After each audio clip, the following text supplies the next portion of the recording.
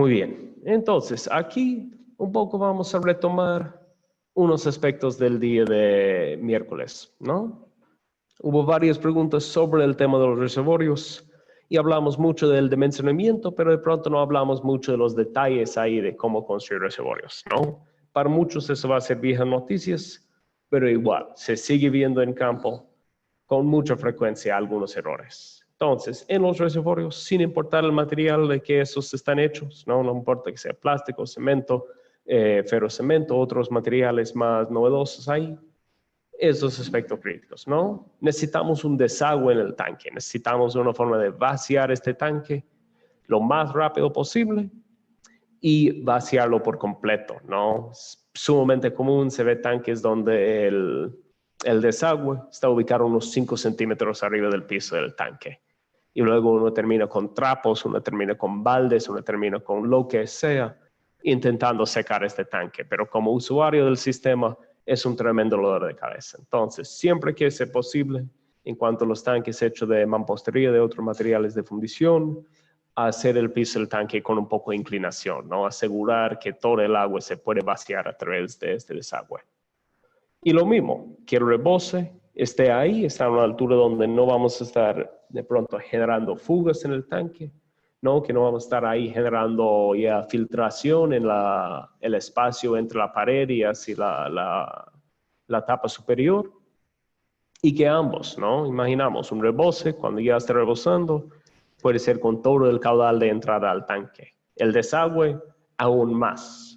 Entonces, importante que tenemos ahí tuberías de tamaño, de diámetro suficiente para permitir un buen caudal, ¿no? Si tenemos una entrada en 3 pulgadas y nuestro desfogue está apenas en 1 pulgada, ¿cuánto tiempo se va a demorar?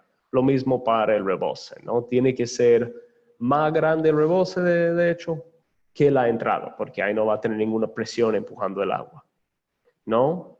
Y ambos, no es suficiente que simplemente el desagüe llegue aquí afuera y está causando erosión en el suelo al base del tanque. Peor el desfogue, el rebose, donde va a estar cayendo desde una altura.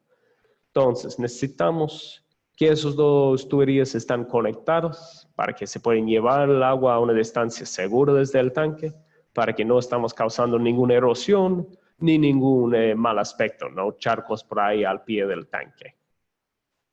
Al fin y al cabo, reservorio más grande, muchas veces vemos con respiraderos, ¿no? En tanto los respiraderos como los reboses, si es que esté abierta ahí la tubería, debe estar tapada con una malla que no permite la entrada de insectos, ¿no? Peor, animal más grande. Todos creo que tenemos la experiencia de visitar algún sistema, algún tanque que está de medio uso, entrar, está lleno de bichos, está lleno de murciélagos. Yo he visto tanques donde no hubo filtros en la entrada y hubo hasta cangrejos ahí adentro, ¿no? Cangrejos de agua dulce. Entonces, siempre filtros en la entrada de agua y tapas para las entradas de aire potencial, ¿no? Porque siempre que hay oportunidad para que entren bichos, van a entrar, ¿no? Ellos también están buscando este agua, están buscando esta frescura dentro del tanque. Otro, que todas nuestras válvulas ahí en la salida deben de tener universales, ¿no? Aspecto que hablamos un poco el día miércoles. Nada más molestoso que llegar a un sistema que ya está ahí alcanzando su vida útil, que tiene un tanque en buen estado, pero tiene válvulas ahí fijas y uno tiene que terminar cortando tubería, a veces tubería galvanizada, para sacar válvulas antiguas que ya no funcionan. Entonces, siempre donde tenemos piezas fijas, ¿no? Donde toda la tubería está enterrada, y hay tubos que están empotrados dentro de las paredes del tanque y el piso, tener universales para que se pueden cambiar esas válvulas una vez que estos ya no funcionan, ¿no? Porque una válvula, especialmente una válvula de compuerta, puede dañarse dentro de unos 10 años, según qué tanto se está usando, según la calidad misma de la válvula. Otro, ¿no? Especialmente para tanques de cemento, muchas veces se ve tapas igual hecho de cemento, empotrado ahí. Entonces, ¿qué pasa en el momento de estar lloviendo? Esta agua de lluvia está llevando la escorrentía, está llevando la basura que de pronto hay encima del tanque y está entrando ahí por los filos de la tapa. Entonces, siempre que sea posible, queremos bordes elevados alrededor de la entrada al tanque para que no entre esta agua de lluvia, para que no entre de pronto agua de lavada, para que no entre suelo cuando nosotros estamos ahí parados encima del tanque, ¿no? Aspectos pequeños en la construcción, pero cosas que de hecho ayudan a mantener un sistema seguro a largo plazo, ¿no? Y cosas que al fin y al cabo se puede agregar a tanques existentes. Los bordes elevados obviamente hay que poner con varilla, pero se puede poner y tenerlo funcionando bien, ¿no? Y finalmente, cosa que de pronto es lo más común en nuestros sistemas, no queremos quedar como este ratoncito aquí, ¿no? Queremos un fácil acceso para entrar para los técnicos dentro de los reservorios para realizar el mantenimiento. No debe tener uno que ser gimnasta para entrar, ni debe tener que ser flaco, ni en buena condición física, ¿no? No debe tener que saltar ahí agarrando los bordes del tanque para jalarse uno saliendo. Debe de tener espacio suficiente, debe tener una escalera adecuada, no una cosa media hecha de caña que nos va a dejar astillas, que nos va a dejar suciedad dentro del tanque, sino tener así algo hecho, algo que está permanente, ¿no? Si tiene acceso a algo galvanizado, algo que va a durar así en una situación en donde está siempre inundado, o a la vez algo hecho de una madera duradera o de metal, pero que sea movible, ¿no? Algo que podemos poner el momento para entrar al tanque y luego sacar al momento de terminar el mantenimiento. Entonces, ¿no? Esos son algunos puntos básicos en cuanto a cómo deben estar equipados nuestros reservorios, ¿no? Y aquí, ¿cómo debemos estar manteniéndole? Igual hubo unas preguntas ahí al final del curso sobre cómo hagamos el desinfección de los reservorios, ¿no? Imaginamos, tenemos un buen sistema, estamos logrando un buen suministro, pero siempre no va a estar creciendo un biofilm, ¿no? Una biolámina ahí dentro. Y eso, especialmente en las horas de la noche, cuando el agua está de pronto un poco más quieta dentro del tanque, puede estar causando una recontaminación o una contaminación de agua que inicialmente cuando entra esté limpia. Entonces, aquí tenemos un pequeño video que hemos preparado sobre cómo debe estar la desinfección de los sistemas. Green Empowerment presenta mantenimiento y desinfección del tanque de almacenamiento de agua. Green Empowerment trabaja en fortalecer la sostenibilidad en los proyectos de sistema de agua. Por ello, recomienda un mantenimiento permanente de todos los diferentes componentes del sistema. Mantenimiento preventivo del tanque. 1. Limpie el área circundante eliminando cualquier foco de contaminación. 2. Proteja el agua del tanque de la entrada de agentes extraños. Instale tapas o cambie empaques protectores. 3. Revise que las tapas de las cámaras de válvulas estén bien cerradas y aseguradas. 4. Observe si existen fugas o rajaduras. Revise la presencia de sedimentos en el fondo del tanque. Limpieza y desinfección del tanque. Esta actividad debe realizarse cada 3 meses y la red de distribución debe desinfectarse cada 6 meses. Se recomiendan los siguientes pasos. Programa de antemano la actividad y si es el caso, avise a los usuarios que se suspenderá el servicio por limpieza del tanque. Para ello es necesario 3 a 6 personas, guantes de hule, cloro en polvo, 3 baldes, peso de mano, botas de hule, palo para mezclar, máscara de protección, lentes de protección, machete, cuchara, escalera, escoba, cepillo. Apague la bomba del tanque. Cierre la válvula de entrada y de salida. Abra la válvula de limpieza. Que el agua del tanque baje de nivel. Abre la tapa y déjelo ventilar. Revise que la escalera esté firme. Desenrosque las uniones de los tanques para su limpieza. Usando botas limpias, escoba y cepillos limpios de cerda gruesa, saque el sedimento que está en el fondo del tanque. Restriegue las paredes y el piso del tanque con el cepillo para eliminar la suciedad adherida. Al limpiar, tenga cuidado con la tubería y los accesorios que se encuentran en el interior del tanque. Es muy importante usar los equipos de protección adecuados: máscaras de protección, botas de hule, lentes de protección, guantes de hule.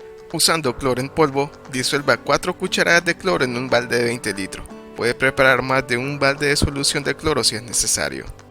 Con esta solución y un cepillo, frote las paredes, piso, techo, tapa de acceso al tanque y accesorios del tanque.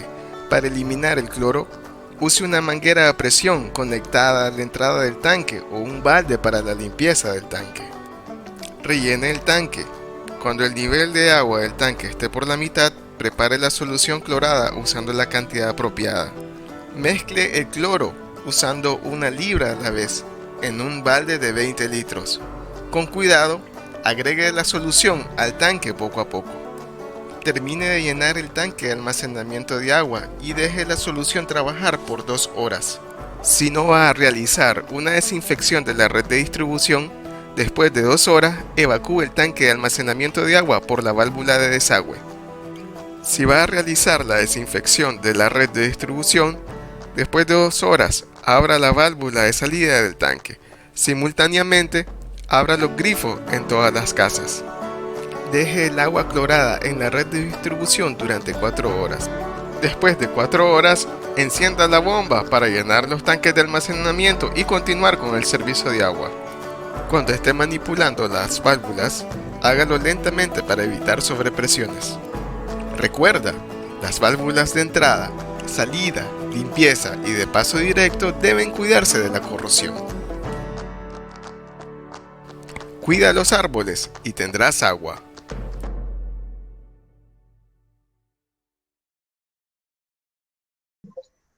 Eso es un proceso que, en cuanto al reservorio, se debe estar realizando cada 3 meses.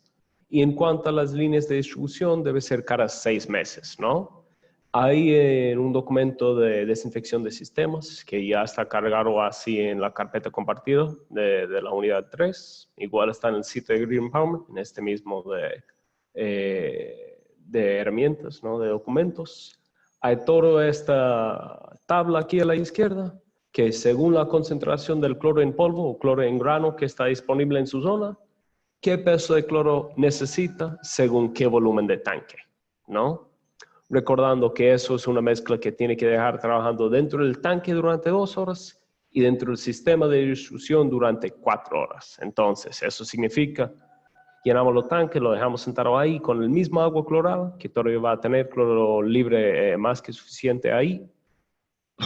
Eso vamos a mandar por el sistema y tener abiertas las llaves ahí abajo hasta que empiece a salir agua con un fuerte olor a cloro. Y ahí lo ponemos a cerrar, dejamos eso quieto. Entonces, así tenemos que asegurar que esta agua clorada ha llegado a todos los puntos de uso en el sistema y que no hay ningún bolsillo ahí de agua todavía sin cloro que esté resistiendo así la llegada de esta agua clorada. No queremos dejar eso en absolutamente todas las partes del sistema y que eso luego se va a ir vaciando en esos puntos de uso, ¿no? Se puede vaciar una parte desde los desarenadores, ¿no? Así desde los válvulas de purga, pero también se puede vaciar desde todos los puntos de las casas, ¿no? Sumamente importante en este proceso, obviamente, es la información oportuna a la comunidad, ¿no? Es decir, los usuarios tienen que estar avisados con toda la anticipación posible ahí, para que ellos saben que es hora de recoger el agua antes de limpieza del sistema, ¿no? Antes del corte del servicio. Y al fin y al cabo, durante cuáles horas va a estar inservible este agua, ¿no? A veces se dice que esto se puede usar para limpieza de pisos, para limpieza de baños incluso, ¿no? Pero igual ahí, es un agua con una fuerte concentración de cloro. Hay que tener cuidado y avisarlos igual a las personas en las viviendas de la comunidad que esta agua se debe manejar con cuidado, igual con guantes que en cuanto a que se puede en las casas, aun si solo lo están usando para limpieza. Entonces, lo otro, como muchos que han hecho este proceso pueden saber, al momento de mezclar el cloro en polvo con agua, muchas veces nos queda un sedimento, ¿no? No todo el cloro quiere disolverse. Entonces, hay que trabajar así con paciencia, hay que trabajar poco a poco mezclando, ¿no? Unos 50, 100 gramos máximo de cloro en cada balde de 20 litros y de hecho mezclarlo bien, ¿no? Porque este sedimento al fin y al cabo es cloro que no estamos mezclando, ¿no? Es cloro que no está llegando a ayudarnos a desinfectar el sistema. Entonces hay que tener cuidado, que se quiera bien mezclar, que no queda así este sedimento. cuando estamos ya echando este agua de hipoclorito, ¿no? Este agua fuertemente clorada dentro del resto del tanque. Entonces, ahí sí, ¿no? Igual en la tabla, en el documento que está ahí en línea, tenemos todos estos datos tanto en libras como en cloro, ¿no? Según cómo se vende en su país. Y se puede desde esta tabla aquí, ¿no? Calcular cómo serán los equivalentes, caso que venden un cloro en polvo más fuerte, que al fin y al cabo es tal vez más lío para manejar, o incluso cloro más débil, ¿no? Se puede asumir y en el mismo documento, de hecho, hay los cálculos para que uno mismo puede sacar cálculos si alguien le vende cloro a un porcentaje fuera de lo que está aquí dentro de la tabla. Bueno, ¿alguna pregunta ahí? ¿Alguna duda ahí en cuanto a este aspecto de cloración, en cuanto a este aspecto de equipamiento de reservorios? ¿Y que hubo algo ahí en el chat? Sam, buenas tardes. Buenas tardes. En este caso, considero que en los tanques de plástico o polietileno, normalmente ya vienen con un rebose muy pequeño, ¿no? De diámetro. Bueno, en nuestro caso, para hacer una limpieza rápida del tanque, como dice, deberíamos tener una salida por lo menos de 3 pulgadas, ¿no? Pero lo que hemos visto en los tanques que están o que se venden acá en Bolivia están con 1 pulgada, a lo mucho, para el rebose, ¿no? O para la limpieza, ¿no? Y en los tanques que estamos trabajando, que son principalmente elevados, todo claro, eso implica para nosotros también aumentar más material, ¿no? Para el tema del rebose, para la limpieza, porque si estamos con una torre elevada a 10 metros, hay que incluir este material, ¿no? Lo cual también hace que el sistema sea un poco más caro. Ah, ya. Pero en el caso de tanques de plástico, hay... Perdón, buenas tardes. Con relación a lo que decía el compañero anteriormente, desde la experiencia que hemos tenido, quizás una de las formas que usamos al momento de hacer la limpieza es justamente el aprovechar el agua hasta el máximo, quizás cerrando la noche anterior las válvulas para que el agua esté lo suficientemente baja. Eso nos permite tener casi vacíos los tanques y al mismo tiempo no desperdiciar el agua que tenemos en los tanques. Entonces, independientemente de la válvula de salida o de desfogue que tengamos para hacer limpieza, creo que más bien es tomar ciertos aspectos que nos permitan utilizar toda esa agua y planificar y coordinar bien justamente el momento de limpieza. Gracias. Así es.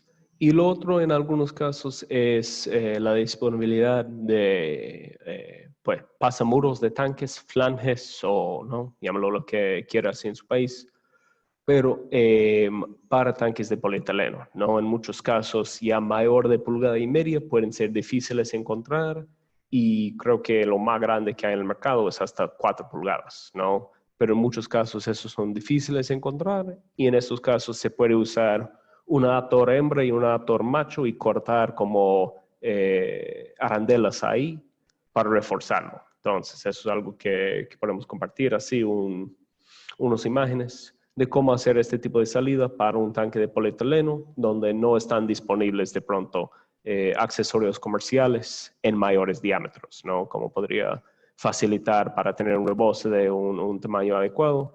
Y sí, el aspecto para los tanques elevados es complicado, no solo en cuanto a los reboses o en las salidas de emergencia donde tiene que mandar tubería adicional, sino también en el mantenimiento en sí, ¿no? Cómo aseguramos que alguien está subiendo de forma segura dentro de un tanque que está encima de un torre de 10 metros. Entonces, eso es algo que sí, vamos siguiendo buscando soluciones ahí, pero en cuanto a accesorios para eso, sí hay como hacerlos a veces, en vez de tener que comprar los que están comercialmente disponibles en esos mayores diámetros. Pregunta aquí en el chat Juan Carlos, la concentración de cloro que se recomienda para desinfección de superficies plásticos.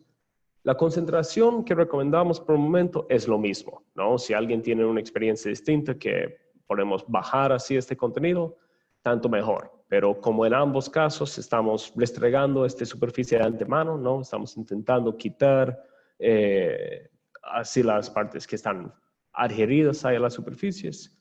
Por el momento estamos recomendando la misma concentración. Puede ser que sí, es de sobra para el plástico. Pero como es así un uso temporal, no creemos que sería problemático. Seguimos aquí abajo. Compañero Rodolfo pregunta si la desinfección se hace en todo el sistema. Generalmente no tiene tanto sentido desinfectar desde la captura del agua hasta el tanque, ¿no? Porque ahí siempre va a estar pasando un agua sin tratar y por ende puede volver a crecer un biofilm rápido. Si otros tienen otras recomendaciones, encantado.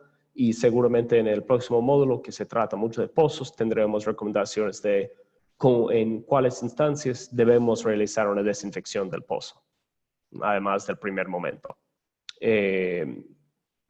Lo que dice Omar, sí, el hipoclorito que se encuentra es del 70% y sí, se puede usar también el clorado diario. Es decir, hay varios equipos que inyectan así una mezcla de hipoclorito con el agua. Entonces, muy bien que este mismo cloro a veces es la misma que está usando la comunidad para su cloración diario. Pregunta el Manuel, ¿por qué estos tiempos hay? Básicamente, el cloro no tiene una actividad inmediata, ¿no? Necesita un tiempo para penetrar, especialmente en lugares donde hay un poco más de mugre, ¿no? Como se dice, biolámina es exactamente eso, ¿no? Se forma como una lámina, no se forma una laga ahí casi, en las paredes de la tubería.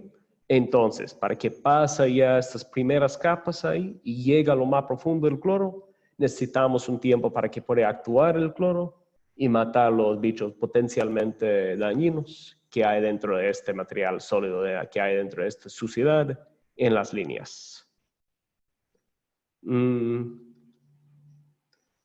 Juan Carlos, la desinfección del reservorio con mortalidad, ¿ya? Sí.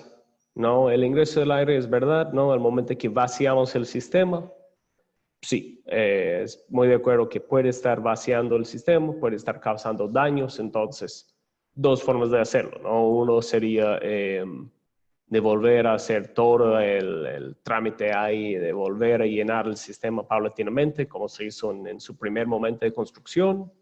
Y lo otro sería de empezar a llenar el agua, que genera un corte de servicio tal vez más largo, ¿no? Porque vamos a tener una cantidad de cloro que se reduce paulatinamente en todos los lados. Pero sí, eso es una excelente sugerencia, compañero, y tal vez algo que cambiaremos en esos videos para ayudar a aclarar el hecho de que no es necesario dejar vaciar por completo el sistema. Johnny pregunta ahí, ¿cada cuánto? Bueno, ahí vamos.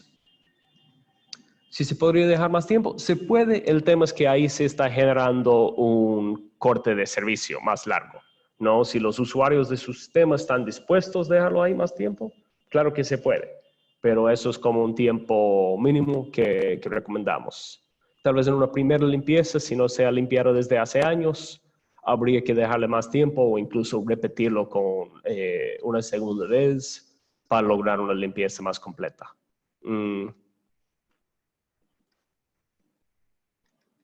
Y a ese tiene un poco el tiempo que se demora todo el proceso. Y en cuanto a cada cuánto, ¿no? Recomendamos cada 3 meses para el tanque en sí, ¿no? Como el agua está quieta ahí, se suele crecer un poco más rápido biolámina. Y en las tuberías cada 6 meses. Entonces, ahí seguimos con más preguntas.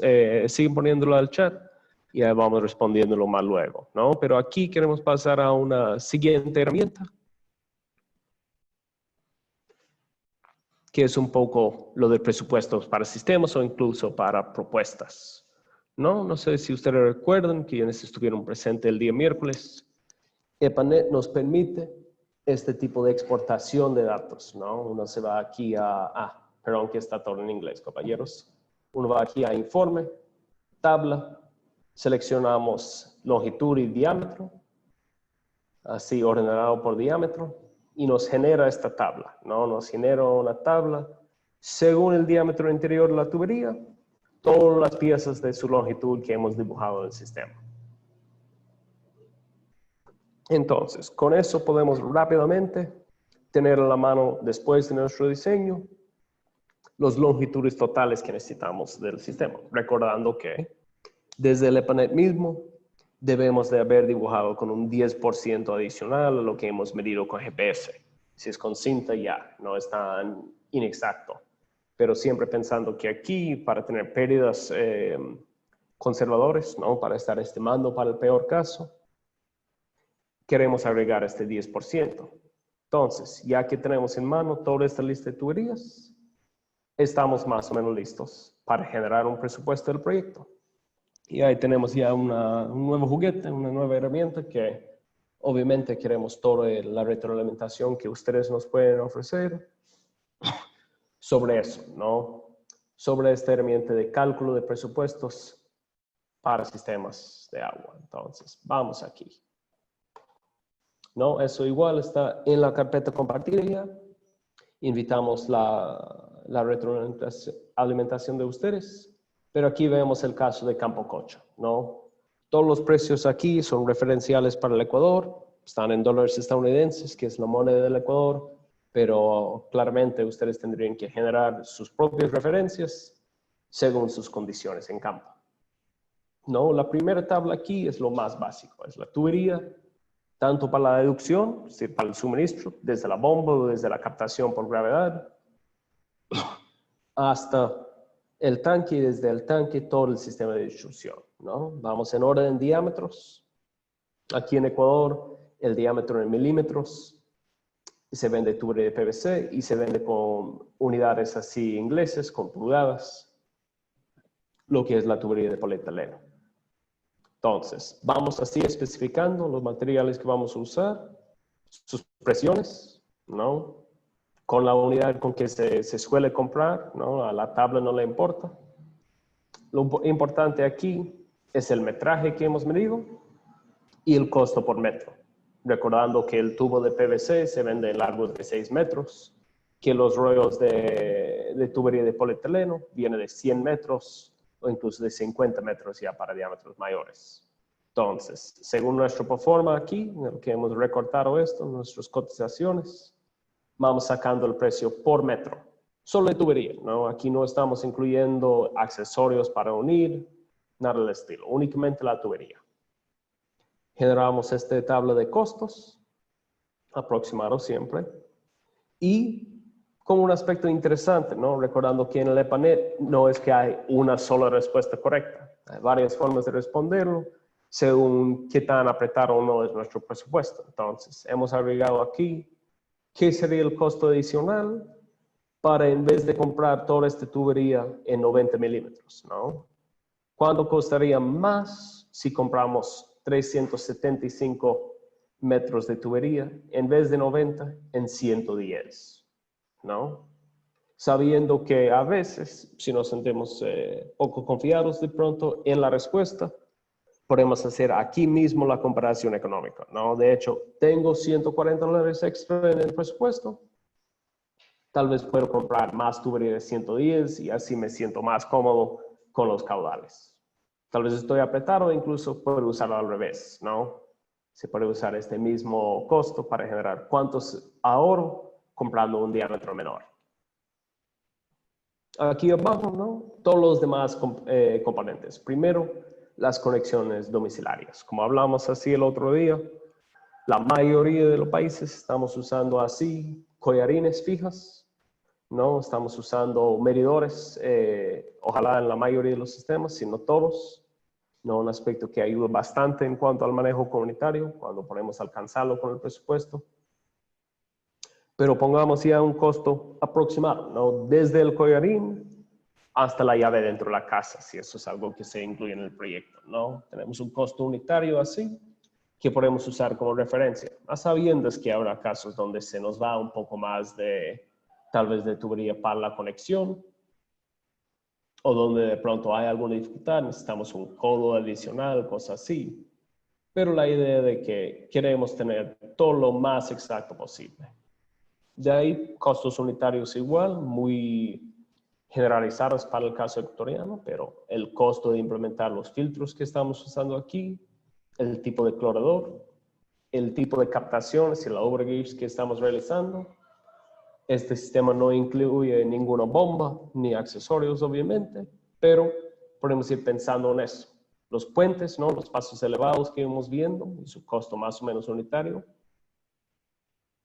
Si hay prefiltros, si hay tanque rompe presión, si hay válvulas de aire, purga, válvulas de corte. Y al fin y al cabo, accesorios varios, ¿no? Codos, reducciones, todo eso que al fin y al cabo no estamos calculando con tanta exactitud, estamos estimando en un 5%. ¿Por qué así estas cosas de pronto a grosso modo, al ojo? Es cómo generamos, ¿no? Dentro de un día, ¿no? Tal vez 2 días si queremos, si tenemos un estudio bastante extensivo, pero cómo podemos ir desde esta primera entrada, este primer ir a una comunidad para hacer el estudio, a tener ya una idea de cuánto nos costaría hacer un sistema ya, ¿no? Queremos tener todo a grosso modo definible dentro de 1 o 2 días, para ya saber ¿es económicamente factible o no? Aquí abajo, ¿no? Lo que piden muchos donantes, la idea de cuánto está contribuyendo la comunidad, ¿no? Entonces, estimando aquí cuántos jornales, cuántos días de trabajo se va a poner la comunidad, sobre todo en excavar zanjas. Suele ser la cosa más trabajosa para la mayoría de los sistemas comunitarios que estamos construyendo, ¿no? Entonces, poniendo una estimación de cuánto acaba cada persona cada día. Y así podemos ver cuánto es el trabajo total, cuánto es el jornal por cada metro de tubería y por ende cuánto de hecho está poniendo la comunidad en mano de obra para acabar. Igual estimaciones para los demás, ¿no? Para transporte de materiales, para obra gris, para la preparada de los medios de filtración,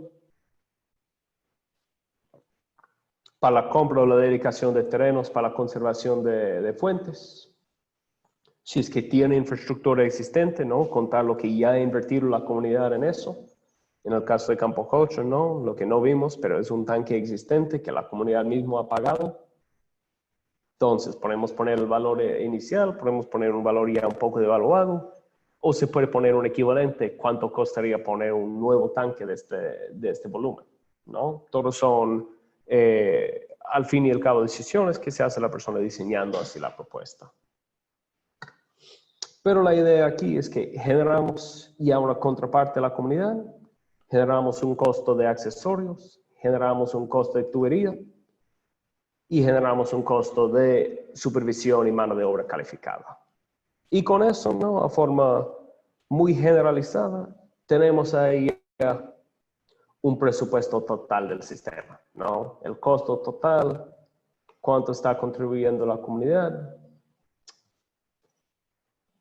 y cuánto habría que pedir de otro lado para completar el trabajo, ¿no? En este caso, la comunidad está poniendo una contraparte en efectivo para la compra de materiales. Entonces, tenemos aquí lo que resta para encontrar de otro lado de un donante para realizar el trabajo.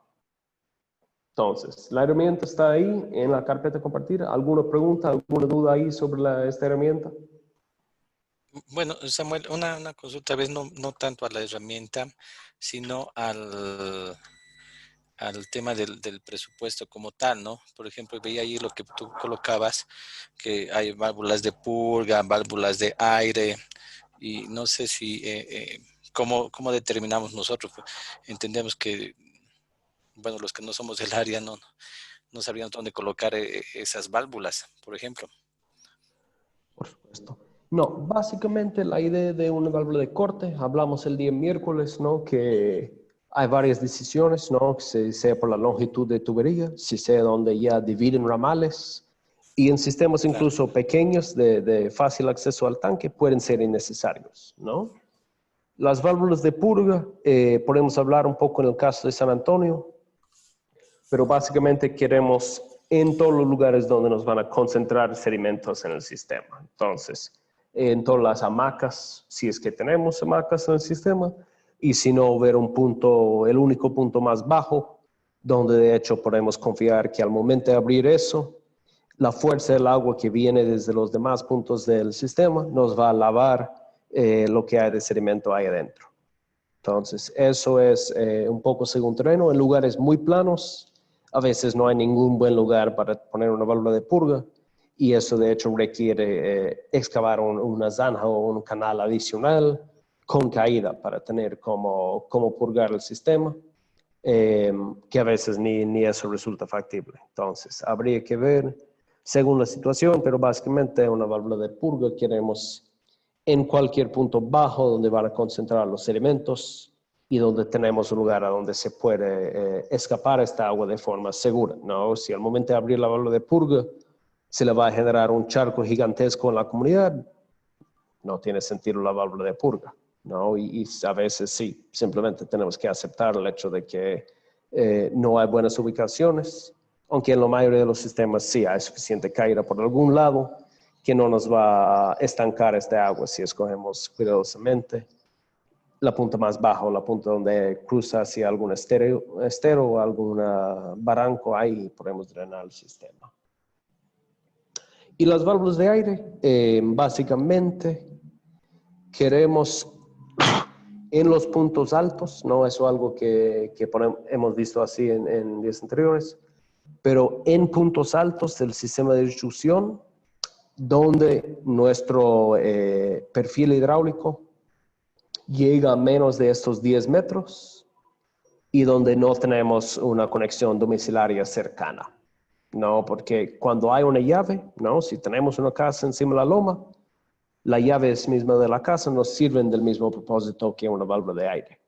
Entonces, las válvulas de aire en muchos casos dependen mucho del terreno y se puede evitar su necesidad a veces con un camino de tubería escogido de forma así cuidadosa, pero me gustaría, ¿no? Especialmente los compañeros que están trabajando en zonas bastante montañosas, si tienen otras reglas o otras sugerencias de dónde ubicar válvulas de aire. Habla Freddy de Fedicam. Quería comentar algo.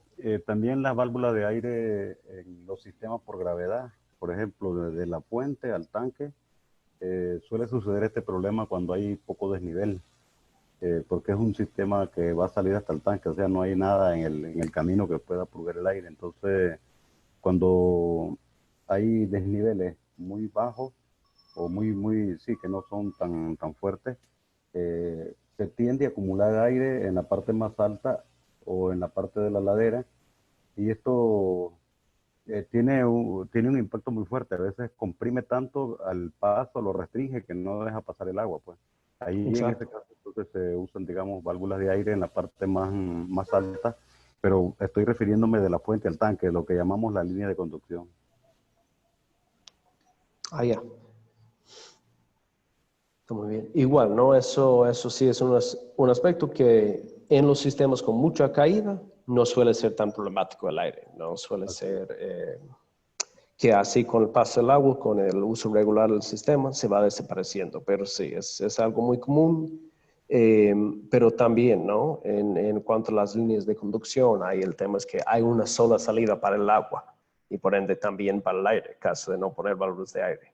Entonces, en muchos casos, podemos ver incluso aquí con el ejemplo de San Antonio, Carlos, la idea de que las casas mismas nos sirven del propósito de válvulas de aire, ¿no? Que aunque hay puntos altos así en el transcurso del sistema, ahí mismo las llaves de las casas, ¿no? Si es que llega a entrar un poco el aire en el sistema, al momento que abre la llave en las casas altas, le va a salir chuf, ¿no? Un poquito de aire ahí y ya va a seguir el suministro de agua. No es ideal, pero nos puede sacar la necesidad de instalar una válvula de aire que requiere un manejo más cuidadoso y según el país pueden ser difíciles de encontrar. ¿Alguien más quisiera compartir su experiencia así con la ubicación de válvulas de aire?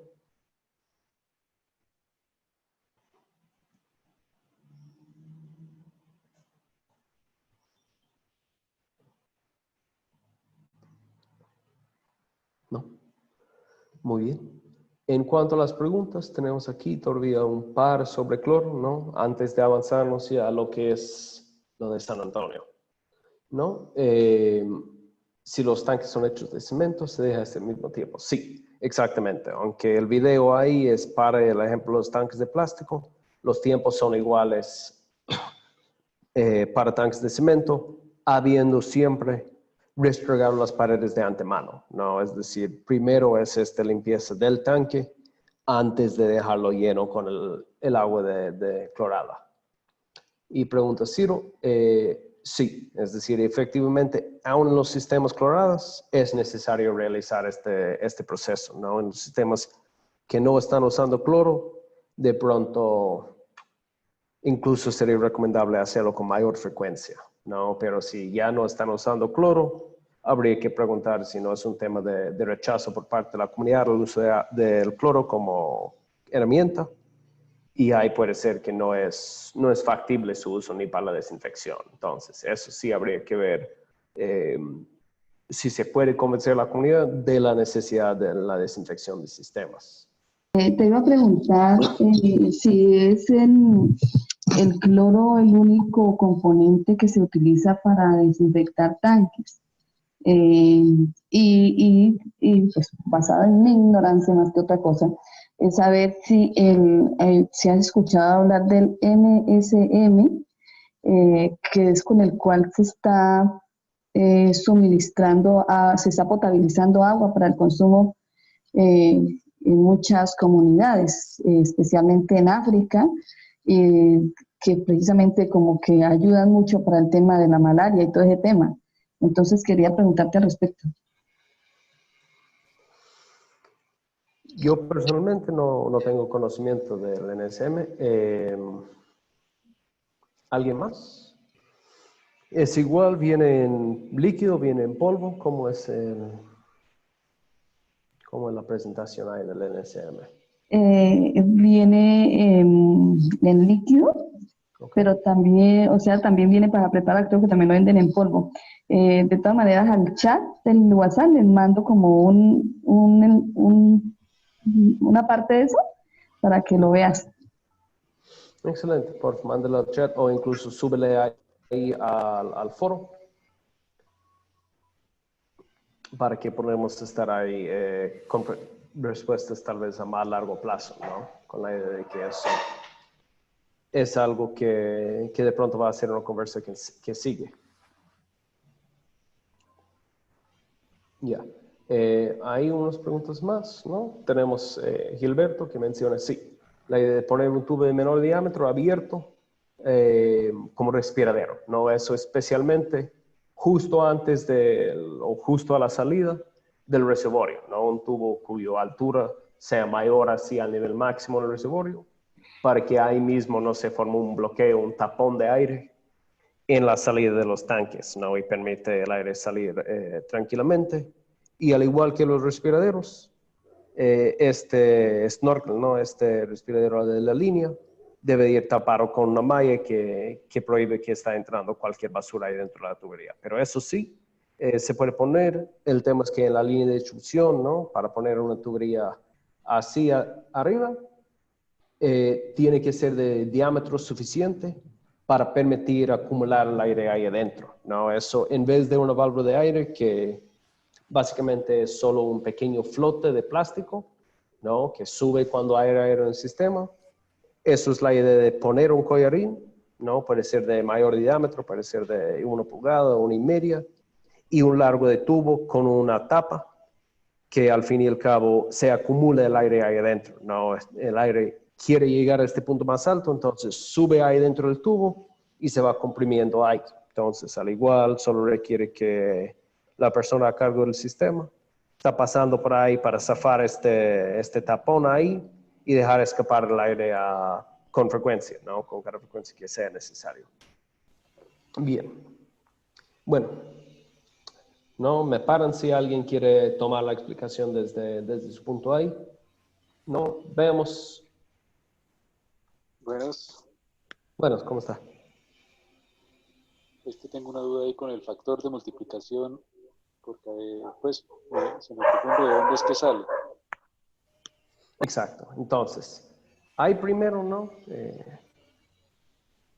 No, aquí nuestro mapa de la comunidad de San Antonio, ¿no? Que los compañeros de FEDICAM tan amablemente nos compartieron. ¿No? Aquí, para quienes ya hicieron el intento, de pronto han hecho el conteo aquí y comparado eso con lo que es la cifra que aparece ahí en el estudio de línea base. Y son cifras levemente distintas, ¿no? Aquí, si no me equivoco, alguien que de pronto tiene la mano, pero hay unos 120 y pico de casas, ¿no? Seguramente hay otros que están, ¿no? Una casa encima de la otra, y así con esta imagen no sale así nítidos absolutamente todas las casas. ¿No? Imaginamos, aquí de pronto hay 2 casas y simplemente nosotros lo vemos como una. Pero un primer proceso puede ser de agrupar las casas ahí en diferentes nodos, ¿no? En diferentes puntos y al fin y al cabo en los diferentes ramales. Entonces, primero agrupando las casas, ¿no? Eso es un ejemplo que yo hice, me perdonan lo feo de la imagen ahí, pero la idea de ir agrupando las casas para facilitar un dibujo rápido en EPANET, ¿no? Más luego, si alguien tiene algo un poco más nítido, un poco más hecho con más detalle, me gustaría que lo vayan compartiendo. Pero básicamente queremos agrupar casas, ¿no? Aquí están hechos para hacer un diseño muy rápido, ¿no? Son muchas casas para agrupar. Me gustaría si fueran algo más como 5 a la vez, 10 a la vez máximo, pero eso es algo hecho así un poco al apuro, ¿no? Para chequear un diseño que ya habían propuesto, ¿no? Y aquí, como vemos, estas son las alturas tomadas con el EPS. Entonces, ahí a su pregunta, Carlos, es la idea de poner válvulas de purga donde tenemos hamacas, donde tenemos puntos bajos seguros en el sistema. Entonces, cuando veamos así, lo que son las alturas tanto con el GPS, como con las cotas que están ya reportadas ahí en el otro documento, podemos ver que tenemos hamacas aquí, acá y en los finales del sistema, tanto aquí como allá. Entonces, eso es la idea, ¿no? Queremos, especialmente aquí, como es cerca de los tanques, donde la mayor concentración de sedimento nos va a ocurrir, queremos tener una purga. Y aquí, como sube una loma y luego baja otra vez, habría otro en el caso de que hay donde purgar el agua, ¿no? En caso de que podamos vaciarlo hacia algún otro punto bajo y no solo crear un charco gigante. Entonces, es un poco la idea de las válvulas de purga donde existen hamacas, ¿no? Puede ser que aquí, de hecho, hay muy poco agua para purgar. Pero queremos abrir primero esta principal y luego como segundo paso abrir esa, solo para vaciar el agua de este sector de pronto que se ha acumulado con su sedimento. Entonces, habiendo hecho estas agrupaciones de las casas, podemos pensar también en los ramales, ¿no? A la pregunta del compañero ahí. Entonces, aquí tenemos que ir jugando entre este mapa, ¿no? De las longitudes de tubería y este otro que tiene la distribución aproximada de casas. Entonces, aquí, ¿no? Vamos viendo que básicamente tenemos este sector, ¿no? Igual aquí nos han ayudado incluso con las proyecciones de casas, ¿no? No sé si eso es a base de los solares, los lotes que ya están para construir, o si eso es a base de un crecimiento de la población menor al 2%, que está ahí inicialmente recomendado por el Ministerio de Salud. Pero aquí tenemos proyecciones que podemos usar para cada sector, ¿no? Imaginamos que esos sean correctos. Y las casas que no están contabilizadas aquí, ¿no? Imaginamos, hay 20, 40, 65, 120. Las casas restantes, imaginamos que están todos aquí en este sector central y no están incluidos en esos ramales. Pero aquí, ¿no? Vamos calculando un poco lo que son nuestros caudales según el cálculo que está ahí en el Excel, ¿no? Eso es la idea aquí de la presentación, ¿no? La respuesta al compañero. Imaginamos, si calculamos la comunidad entera, sus 140 y pico de casas, con su crecimiento a lo largo de 20 años, nos da esta población, 213. Y el cálculo automático nos devuelve este caudal que, multiplicado por las casas ahora, nos da eso, ¿no? 2.09 litros por segundo. Ya vamos a ver todo eso en el Excel. Pero si hagamos el cálculo, ¿no? Recordando que por menos casas que hay, más alto es nuestro factor de simultaneidad, ¿no? Más tenemos que estar preparando para este caso cuando varias casas tienen abiertas sus llaves en el mismo momento. Ve qué tanto más alto es, ¿no? Es casi el triple del caudal para estas casas.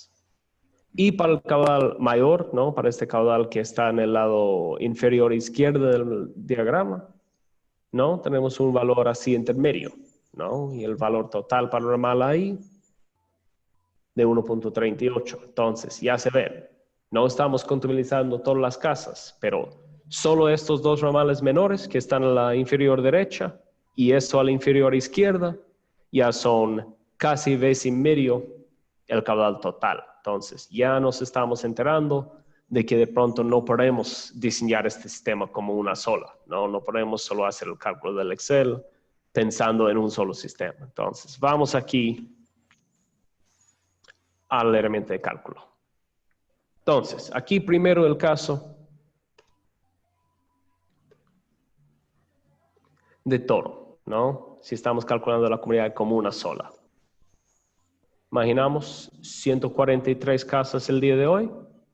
Multiplicámosle por nuestro crecimiento al 2% durante 20 años, nos da 212 casas. ¿Leemos así este gráfico de simultaneidad? No, entre 200 y 225, casi igualito a 5. Entonces, 5 es nuestro factor de multiplicación. Como está ahí en los documentos de diseño, ¿no? El consumo por persona por día, siendo una zona bastante desértica, es solo de 50 litros por persona por día. No, eso es algo que, y me corrigen si estoy mal, así los compañeros de Nicaragua, que uno está respaldado por los datos que ustedes tienen ya de varias comunidades de la zona, pero también es recomendado por las entidades gubernamentales, ¿verdad? Sí, así es. Excelente. Este es el caudal, le llaman la dotación, ¿verdad? Que debe estar en ese rango, aproximadamente en esas comunidades. Exacto. Entonces, no tomamos las personas por vivienda igual del estudio de línea base, el crecimiento aquí, la vida útil estimado en 20 años, ¿no? Me dirán que si quieren más, si quieren menos, pero 20 años como promedio. Entonces, cada casa que hoy en día tiene 3.4 personas, están consumiendo al día 170 litros. Pero pensando en el futuro, ¿no? Cada casa ahora tiene que representar un futuro consumo de 252 litros. Entonces, eso es como vamos sacando nuestro cálculo si fuera una sola, ¿no? Imaginamos, si todo eso fuera mallado, si tuvimos como vincular todo así los puntos de esta comunidad, podríamos usar este factor. Pero no es así, ¿no? Tenemos varias ramales separadas. Entonces, volvemos aquí a nuestro diseño, ¿no? Vemos que son en la ramal más pequeña, 20 casas hoy en día, proyectar para 27, ¿no? Entonces, esos son los casos más extremos que vamos a estar usando. Entonces, volvemos y hagamos el cálculo para estas ramales más chiquitas. Y a la vez, podemos ver este un poco intermedio, ¿no? Que tiene 71.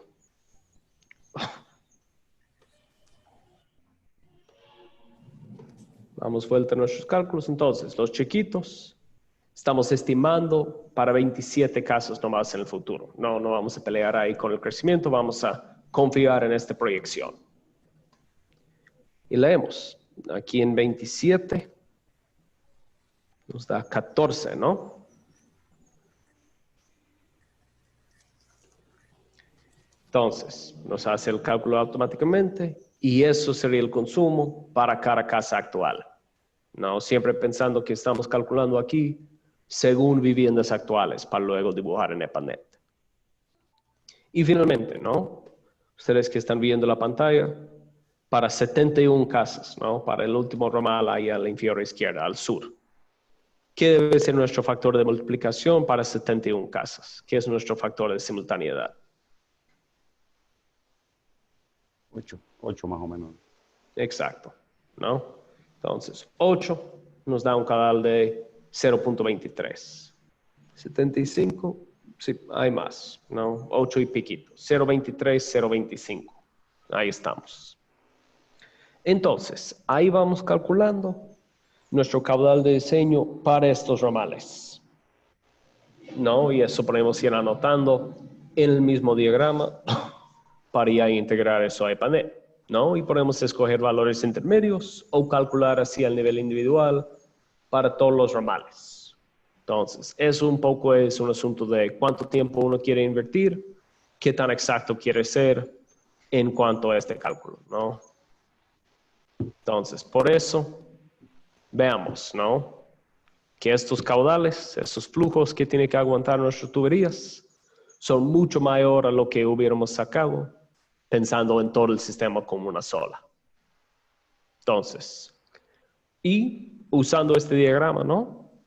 Hay otra cosa, como no están visibles todos los 143 casas aquí, ¿no? Aún contándoles a mano, vamos a tener que distribuir un poco según la concentración otras viviendas, ¿no? Aquí creo que hay, no sé si alguien tiene la cuenta a la mano, no sé si alguien más lo hizo así. Yo había contado 124, creo que casas aquí. ¿Alguien más? Bueno, ahí podemos ir distribuyendo para tener los 143 total que hay hoy en día, ¿no? Entonces, de ahí vamos avanzando. En este caso, yo hice un EPANET sumamente sencillo, ¿no? Concentrando las casas básicamente en 1, 2, 3 puntos para este ramal largo, un solo punto para este ramal corto, esos dos ramales, uno para este barrio central, ¿no? Aquí este grupo, y luego a lo largo de este ramal, más hacia el norte, 4 puntos más la central que está aquí más cerca al pozo. No, yo lo hice a lo más feo, a lo más básico posible. Y en este caso, no probando para el peor de los casos. Viendo así el grupito, no viendo esas lecturas tomadas con GPS, y eso sí es pecado mayor. Yo había hecho este diseño antes de saber que esas alturas fueron tomadas con GPS, pero yo asumí estas alturas que fueron correctas y por ende había tomado el peor de estos como altura referencial para los tanques, ¿no? Pensando que los tanques están aquí a 750 metros, yo había tomado así esos números referenciales. Hubiera sido igualmente, si no más correcto, usar en vez de eso las cotas que están en el otro documento, ¿no? Las cotas que estaban en el otro, en este copy, ¿no? Donde tenemos ya incluso diferencias de alturas mayores, ¿no? 40 metros de caída aquí, masito de 50 acá y un poco de subida aquí. Entonces, eso al fin y al cabo es según los datos que tenemos en campo, no es un ejemplo perfecto, pero hay que asumir un caso realístico, ¿no? Hay que hacer lo mejor posible a base de los datos que hay disponibles. Sí, Samuel, una consultita. Claro, el diseño, bueno, desde tu experiencia lo que lo haces es los ramales principales y todo esto, ¿no? Pero, ¿cómo influye ya este diseño básico ya cuando uno empieza a construir, ¿no? Porque en este tema de San Antonio hay muchas casas y has agrupado por grupos, como veíamos. Y claro, entonces el presupuesto, ¿cuánto varía? Bueno, Porque hay que ir a medir casa por casa, me imagino, a la red principal, cuánto es la distancia y estas cosas, ¿no? Incluso si hay un camino, me imagino que hay que respetar las normas constructivas respecto al camino, ¿no? Toda esta situación. ¿Cuánto más o menos podría variar o tendríamos que hacer un plano así con ese nivel de precisión, digamos, ¿no? Para tener un presupuesto más real, incluyendo lo que son las conexiones a las viviendas. En este caso, ¿no? Vamos a escoger las alturas trabajando casi con el peor caso, ¿no? Imaginando que si llega a la casa más alta en cada sector, tranquilamente llegará a las demás casas. Entonces, ahí la variación es distancia que tiene la conexión desde el principal para cada casa. Y eso sí, ¿no? Yo no conozco así la comunidad así en vivo y directo, entonces no puedo decir la diferencia ahí, pero yo imagino que frente al costo que tienen las tuberías principales y los demás aspectos del sistema, especialmente aquí la perforación de un pozo bastante profundo, bueno, ustedes me darán el dato exacto ahí, los compañeros de FRICAM, pero las diferencias en conexiones domiciliarias son mínimas, no creo que representan un 5% del presupuesto de materiales. Aquí tenemos un par de preguntas muy relevantes para eso. Gilberto pregunta, ¿para las iglesias la escuela se debe considerar también consumo? Yo había pensado, no, la iglesia no importa. Me dicen los compañeros de Nicaragua que de hecho hay consumos masivos en la iglesia, que parte de la práctica ahí de los creyentes es una lavada semanal de la iglesia que consume un montón de agua. Entonces, ahí absolutamente habría que considerar las iglesias y a la vez la escuela. Lo que no tenemos aquí, y ahí podremos, ¿no?, asumir un caso, es dónde ubicar estas escuelas, dónde ubicar estas iglesias. Entonces, ahí sí habría que asumir un caudal tal vez mayor, sabiendo que hay un consumo mayor, especialmente para la escuela, donde vamos a tener varios usos simultáneos. No es suficiente una sola llave. Y pregunta Roberto, ¿qué altura tenemos en el ramal izquierdo? Ah, por supuesto, se cortó. Yo igual lo tengo impreso aquí con el mismo recorte, creo que son 108 metros. Me pueden corregir, yo puedo verificar eso más luego, pero imaginamos que eso sea 108. Sí. Frente a los 150 del tanque. ¿Ya? A 3 metros no, 3 metros ahí se va a tener un terrible presión al final de la línea. Sí, lo que dice Livia, no, los sitios de comercio también deben tener en cuenta. Si es que tiene un consumo alto de agua, es verdad. Ahí dice, por dispendio de carnes. En este caso, no creo que hay otros puntos de mayor consumo de agua. No hay tiendas de tamaño mayor en esta comunidad que tiene un consumo de agua más allá de lo que consume una vivienda típica. Pero sí, es muy importante que cuando hay otros usuarios que no sean solo viviendas, consideramos así esos caudales diferenciales para ellos. Sí.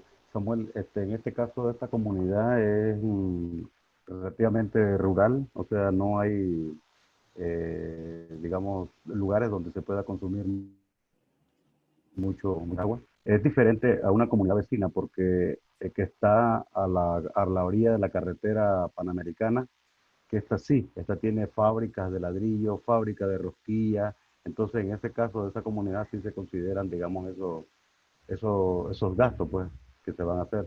Pero en el caso específico de San Antonio, es una comunidad típica rural, ¿verdad? De bajo consumo. Excelente. No, y siempre este contexto es sumamente importante para entender los patrones de consumo que tenemos, ¿no? Entonces, ahí, ¿no? Imaginando que tenemos ya esos datos, ¿no? Vamos a ir ubicando por dónde puede ir la escuela, por dónde puede ir así el consumo que hacen las iglesias. Podríamos proceder un poco con lo que sepan, ¿no? Pensando que estos ramales, cada uno vamos a calcular un poco distinto según el consumo que da el ramal, ¿no?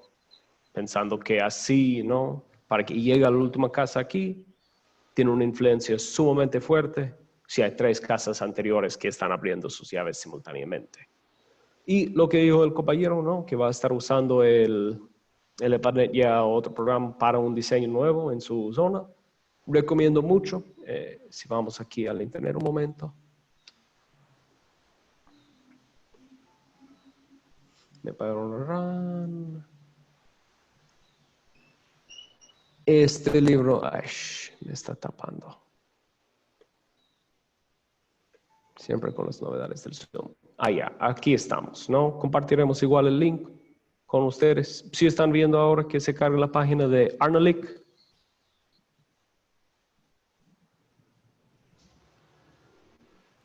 Sí, veo unas páginas, sí.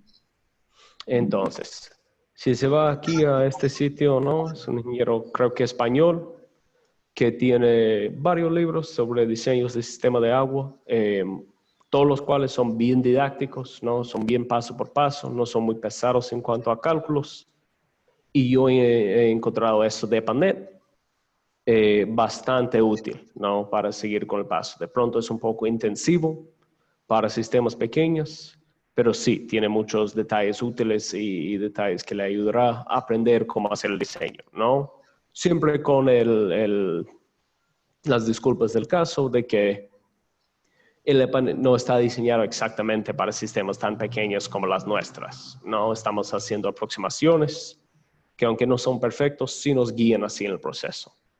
Entonces, tanto se puede descargarlo, ¿no? Tiene un precio módico, pero también se puede leerlo en línea gratuitamente. Entonces, yo lo recomiendo mucho como un recurso si es que uno va a estar usando el EPANET de forma frecuente y de pronto de una forma que no lo puede practicar constantemente, ¿no? Porque sí se va olvidando cosas y este libro es una buena ayuda para recordar. Vamos ahora, si les parece, al EPANET mismo, ¿no? Ver un poco cómo son estos cálculos.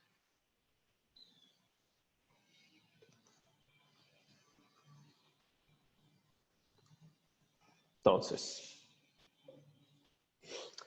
no hay un centro de salud, bien como dice María. Entonces, aquí, como mencioné, eso es tal vez la forma más fea que se puede diseñar así en EPANET, ¿no? Imagínense, una comunidad de 140 casas que hemos dibujado en unos 4 líneas, ¿no? Mostrando lo mucho que puede simplificarlo, tal vez demasiado en este caso, pero para tener una comparación rápida. Y por eso sí, yo pediría si alguien más ha hecho ya un ejemplo un poco más lindo, un poco más detallado, que se sintieron cómodos compartir ahí, ¿no? Y cerramos la pantalla a mí y compartimos desde la suya. Pero aquí no, vamos vuelta con la idea de nuestros caudales, ¿no? Primero pensando en este ramal que está hacia el sur, ¿no? Pensando que ahí tenemos, saltando aquí entre las presentaciones y todo, pero que aquí en este ramal tenemos 14 casas hacia el final y 18 casas aquí, ¿no? Y que nuestro caudal para este ramal mayor es de 0.025 por casa actual. Entonces, así vamos a ir dibujando en el EPANET.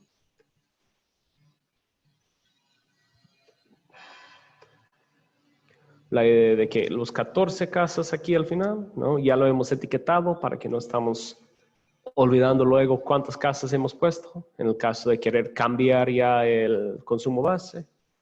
Y la cota, como mencioné, he usado así equivocadamente tal vez los datos del GPS y he tomado como un caso típico la altura de 7.35, ¿no? Hay unas casas más altas, hay otras más bajas, pero la idea es de, generalizando tanto, tomamos así un factor más o menos promedio, ¿no? Y su demanda base, ¿no? 14 nomás, multiplicado por 0.25, pero 0.025 nos va a dar este 0.35 litros por segundo, ¿no? Entonces, aquí hemos tomado estas 14 casas que estaban así a lo largo de la vía ahí.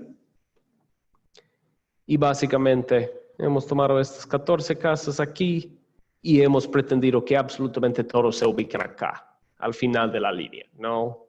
Igual intentando un poco hacer un caso de lo peor posible, ¿no? Ubicamos toda esta demanda en el punto más difícil para que llegue el agua, ¿no? Como digo, una simplificación tremenda, una prueba rápida para ver si algo puede funcionar o no. Luego podemos ir haciéndolo más fino, luego podemos ir haciéndolo un poco más exacto.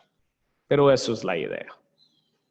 Entonces, si vamos al EPANET, siguiendo este mismo proceso, más o menos a la mitad del recorrido, hemos ubicado 18 casas, igual su consumo de 0.025 litros por segundo, nos da este total, 0.45.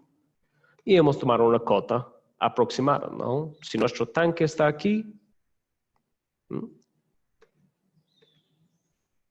si nuestro tanque está aquí a una cota de 49 y su nivel inicial de 1, nos da esta presión total de 50 metros, ¿no? Entonces, ahí sí hemos sacado todo y ustedes recordarán, ¿no? Estamos ignorando por el momento la bomba. Estamos poniendo este embalse mágico aquí, 2 metros encima de nuestro tanque y conectado con un tubo de 1 metro, ¿no? Estamos diciendo que a 1 metro de nuestro tanque hay una fuente mágica inagotable de agua, solo para que nuestros cálculos se funcionen. Entonces, desde los 50 metros, aquí, 49 más 1, estamos cayendo acá a 30 metros de altura y el consumo para los 18 casas. Aquí este barrio un poco el central, 21 casas, igual 30 metros, ¿no? Viendo los datos del GPS y poniendo aquí ya un consumo un poco diferenciado, ¿no? Aquí como ya está sirviendo todo este sector, va a estar incluso más bajo el consumo por casa, ¿no? Que imagínense, aquí es aún menos delicado, ¿no? Porque que abre aquí o que abre acá, siempre va a haber más chance que hay agua pasando por aquí y menos nos va a impactar. Entonces, el cálculo aquí sería juntando todos estos como 100 casas y por ende podemos estimar un caudal más bajo por cada casa. Entonces, aquí hemos tomado nomás 0.02 para cada casa. Aquí no, en la división 15 y aquí sí, ¿no? Otra vez tenemos un consumo por casa un poco más alta y en los ramales aún más. 10 casas aquí, cada uno a este caudal de 0.04, ¿no? Al más alto, porque eso sí, es el caso más crítico, ¿no? Ramales muy pequeñas, ramales con pocas casas donde cada casa que abre está haciendo más estrés a nuestra tubería. No, aquí en la central igual, 12 casas, hemos bajado aún más nuestro consumo, casi a este mínimo, como si estuviéramos diseñando para todo el sistema, porque aquí sí, no, esto está compartido con todo lo demás casas del sistema. Cuando alguien abre una llave, pasa por estas casas. Entonces aquí podemos usar un consumo por casa más baja. ¿Y por qué no? Imaginamos que la escuela está central aquí. Vamos a decir 12 casas y escuela. Cambiando un poco eso y podemos subir más consumo para la escuela. 0.2 litros por segundo, ¿no? Un consumo medio fuerte. El mismo proceso para este ramal. Y tenemos un misterio aquí con las tuberías, ¿no? Pero si ejecutamos, tenemos éxito, ¿no? Ya tenemos nuestras presiones medidas aquí, sus pérdidas unitarias, recordando que eso es un ejemplo muy feo, ¿no? Asegurando que el agua llega a las casas más altas. Entonces, aquí, ¿no? Apenas llega, pero llega. Entonces, ¿qué tenemos en cuanto al sistema de distribución? Empezamos en 2 pulgadas, no 2 pulgadas ecuatorianas. Su diámetro interior puede variar según cómo es la tubería de 2 pulgadas de su proveedor. En este ramal ya dividimos, reducimos a 1 1/4, 40 milímetros. Ecuatorianas igual. Hasta el final, ¿no? Para facilitar la cosa, sabiendo que de hecho hay casas a todo lo largo, de pronto aquí al final, de hecho, podemos reducir aún más, pero sabiendo que queremos facilidad en cuanto a construcción también. Aquí igual, 2 pulgadas. Y en este ramal estamos intentando un poco de 2 pulgadas, como es tan largo. Todo hasta el final, sabiendo que aquí tenemos el barrio más alto, ¿no? Sabiendo que... A verle. Estas casas, cuando vemos las alturas, están generalmente más altas, ¿no? si es que se podría confiar en el GPS. Me pueden decir los que conocen la comunidad si de hecho este es el barrio más alto o si esos datos son un poco engañosos. Sí, de hecho esa es la parte más alta, digamos, de la comunidad. Perfecto. Va subiendo, ¿verdad? Hasta allá el 108 que estábamos hablando y casi llega, ahí tuvimos una discusión porque cuando ubicamos los tanques los habíamos puesto más bajos creyendo de que estábamos en un punto más alto, pero al sacar los niveles estábamos casi al mismo nivel de los tanques, entonces tuvimos que hacer una corrección ahí, subirlos un poco más para que pudiéramos llegar a esa parte. Excelente, ¿no? Y eso sí, qué bien tener disponible un poco más de altura, porque sí, va a haber estos casos en que simplemente vamos a tener que decir a alguien, no, mira, el agua le llega cerca a la casa, pero no puede llegar, ¿no? No podemos inventar altura donde no existe. Y vemos el caso aquí, ¿no? Si nuestro tanque verdaderamente está a 750 metros y aquí estamos a 48, ¿no? Son apenas 9 metros de caída. El agua tiene que pasar por todas estas otras casas. Entonces, el momento que hay algunos vecinos usando, de pronto esta casa va a llegar a penitas o no va a llegar al agua, ¿no? Esto va a haber alguien donde siempre va a haber quejas, pero no hay mucho que hacer. De pronto ellos van a tener que estar más pendientes y llenar reservorios, llenar pomas de noche, cuando no hay mucho otro consumo en el resto del sistema. Ahí es. Entonces, ¿no? Ahí volvemos a este ejemplo un poco feo que tenemos, por el dibujo mío, no por el ejemplo. Entonces, y aquí este normal por aquí, como hay menos casas, como no es tan alto, ¿no? Solo este barrio y luego bajamos por los otros lados. Aquí es solo de pulgada y media, ¿no? 45 de diámetro interior. Pero vamos a pensar, ¿no? Tal vez no nos agrada esta presión a esta casa, ¿no? Está llegando a penitas la presión. ¿Qué pasa si aquí en vez de 2 pulgadas lo aumentamos a 3? ¿No? ¿Qué tal si usamos tubo de 75? Y lo mismo para esa, ¿no? Pensando que aquí para las tuberías estamos viendo la pérdida unitaria. Entonces, por cada kilómetro de este tubo, estamos perdiendo 38 metros, ¿no? Por cada 100 metros estamos perdiendo 3.8.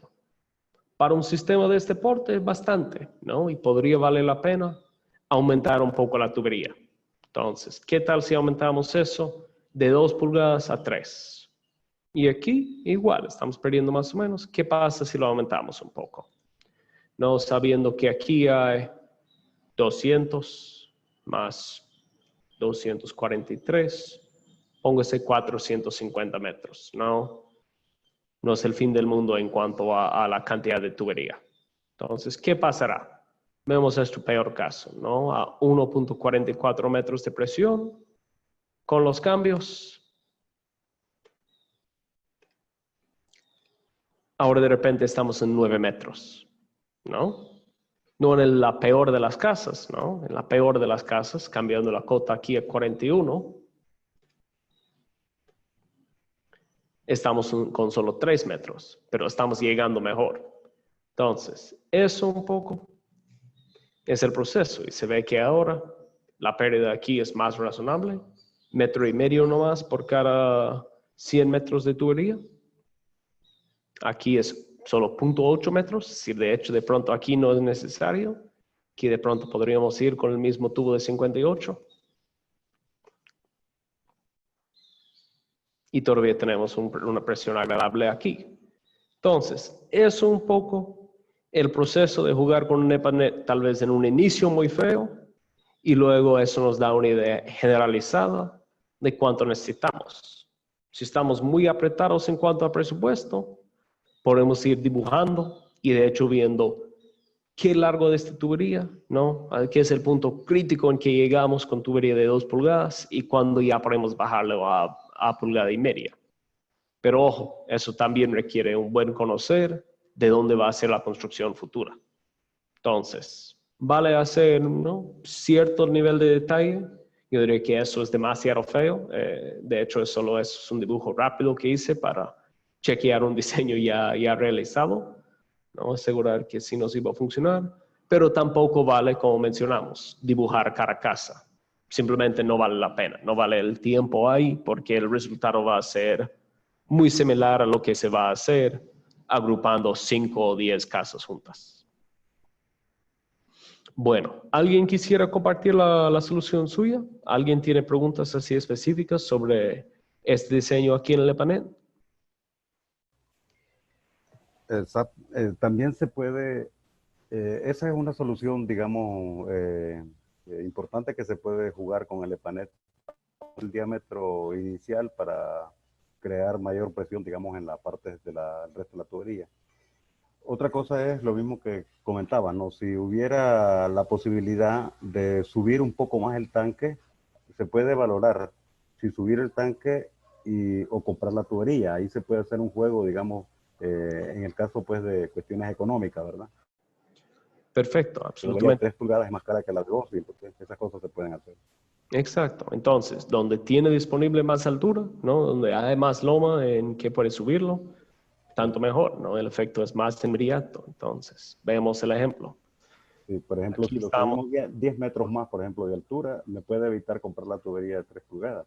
Exacto, ¿no? Imaginamos aquí, en vez de comprar la de 3 pulgadas, vamos a hacer eso un poco más largo, ¿no? Porque tiene que correr hasta el nuevo lugar de los tanques. Vamos a agregarle 30 metros, pero vamos a subir el tanque 10 metros más de cota. Entonces, ¿qué impacto nos va a tener aquí? Ahí se ve, ¿no? Está incluso mucho mejor la presión. Y aquí, de hecho, tenemos puntos donde de pronto vamos a tener que regular bastante o más o menos con las llaves de corte en las casas para que no esté llegando con sobrepresión ahí. De pronto aquí habría que hacer esta línea más pequeña. Sí, es posible. Pero sí, es decir, eso es, como digo, eso es un bosquejo hecho rápidamente. Y antes de juzgar cualquier cosa sobre estas casas al final, eso especialmente siendo el peor caso, valdría la pena dibujar con más cuidado para ver, porque de hecho no es que el consumo sea aquí a medio camino y otro aquí al final, ¿no? El consumo de hecho es todo a lo largo aquí y a lo largo aquí hay apenas un poco aquí al final.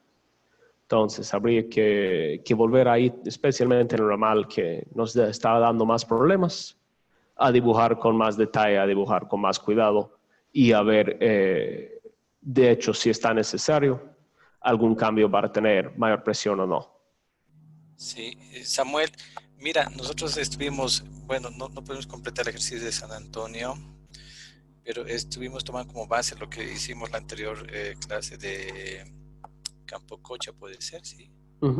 Así es. Y claro, entonces nosotros teníamos una duda ahí en las distancias, ¿no? Pero, claro, entendemos que sí hicieron algunos cambios ahí durante la simulación, pero no veíamos las distancias medidas que nos presentaste ahí en el EPANET, en el diagrama, bueno, que claro, de la bitácora de campo, las llevadas al EPANET, o sea, no hallábamos una relación en las distancias. Eso queríamos ver, si nos podrías explicar. Claro que sí. Entonces, me den un momento para encontrar el documento ahí. ¿Otra persona sí le gustaría ver también este aspecto? Ahí estamos. Con este documento estamos haciendo referencia, Carlos. Exacto, sí, porque entendemos que, por ejemplo, la distancia entre el tanque y el punto 117, aquí tenemos, bueno, había que calcular acá la distancia, ¿no? En base al ángulo, no usando la distancia GPS. Entonces, por ejemplo, ahí tenemos otra distancia, hemos calculado alrededor, creo que era 89, si no me equivoco, lo que nosotros hemos calculado, pero ahí aparece una distancia mayor. A ver si puedes ingresar ya en el EPANET.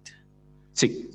Entonces, si vemos, esa es la tubería que referimos, Sí. ¿no? Entre el 17 y el tanque.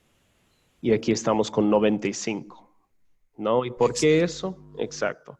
Es para corregir con estos errores que tenemos con el GPS, Muchas veces, ¿no? Especialmente cuando hay sistemas con potenciales fallas, ¿no? Sistemas con muy poca caída disponible, agregamos un 10% a las medidas hechas con el GPS para asegurar, ¿no? Para básicamente crear, ¿no? Inventar más pérdidas de flujo para asegurar que va a llegar el agua. Y a la vez compramos un poco más de tubería con la idea de que no por las curvas que puede tener o por la caída que puede tener, vamos a de hecho necesitar más, ¿no? Si compramos el 85 metros, vamos a quedar cortos al momento de querer toparnos ya con la próxima línea de menor diámetro. Entonces, eso es la idea de tener ya esta medida, aproximadamente un 10%, ¿no? Es decir, si son 8,85 serían 8.5 metros más, 94, ¿no? Redondeamos también un poco ahí. Pero eso es la justificación. Y no, muy bien el cálculo de ustedes, claro, de que por ser un ángulo, obviamente, ¿no? La distancia horizontal no es exactamente la caída, pero sí, es otro aspecto que estamos cubriendo ahí con un 10% así de balde, ¿no? De por sí. Y eso es algo que vamos incluyendo y que no hemos incluido ahí en el ejemplo de San Antonio. Y eso puede ser no me pueden informar si eso es verdad o no, pero asumiendo que esos fueron datos que se habían controlado con varias tomas de GPS. No, aquí estamos haciendo una sola toma en cada punto. Entonces ahí se vuelve aún más inexacto. Entonces, por eso igual se va a ver que muchas de estas distancias, ¿no? Imaginamos, si vemos aquí,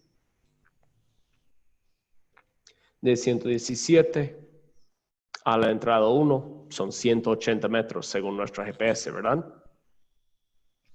Sí. Pero si hagamos clic aquí, vemos que son 200, ¿no? 180 más el 10% de 18, 198, redondeamos a 200. Entonces, a eso se debe un poco esta idea de que los números aquí son mayores a lo que aparece en la tabla de alturas, con la idea de que cuando lo dibujamos queremos dibujar el peor caso, ¿no? Queremos dibujar algo realístico que incluye más tubería que puede entrar por curvas, etcétera, pero también que puede entrar solo por error del GPS. Bueno, ayer estábamos haciendo el ejercicio justamente de hacer todo el tema técnico en una comunidad. Y quizás lo que tú estás diciendo ahorita tiene relación con mi pregunta. Cuando tú mides o coges un punto GPS en línea recta o en una vía recta, te marca una distancia normal, ¿no?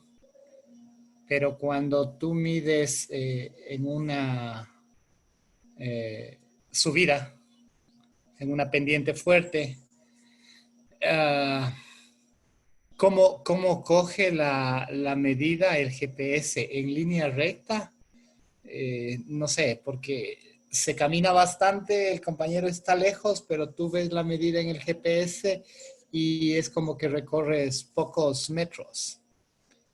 No sé si me entiendes, pero hay una diferencia entre lo que es coger la distancia con el GPS en una pendiente que en una carretera recta. Sí, hay dos aspectos que pueden estar influenciando ahí, compañero. Primero es que el GPS, por la forma en que hace la proyección en el mapa del mundo, efectivamente con los satélites, sí, nos está leyendo siempre la distancia horizontal. Entonces, no importa si eso es 1 metro de diferencia o 80 metros, ¿no? Siempre nos está corriendo esta distancia y no la distancia real, ¿no? La distancia que uno se va a medir con cinta y la distancia que al fin y al cabo tiene que tomar la tubería.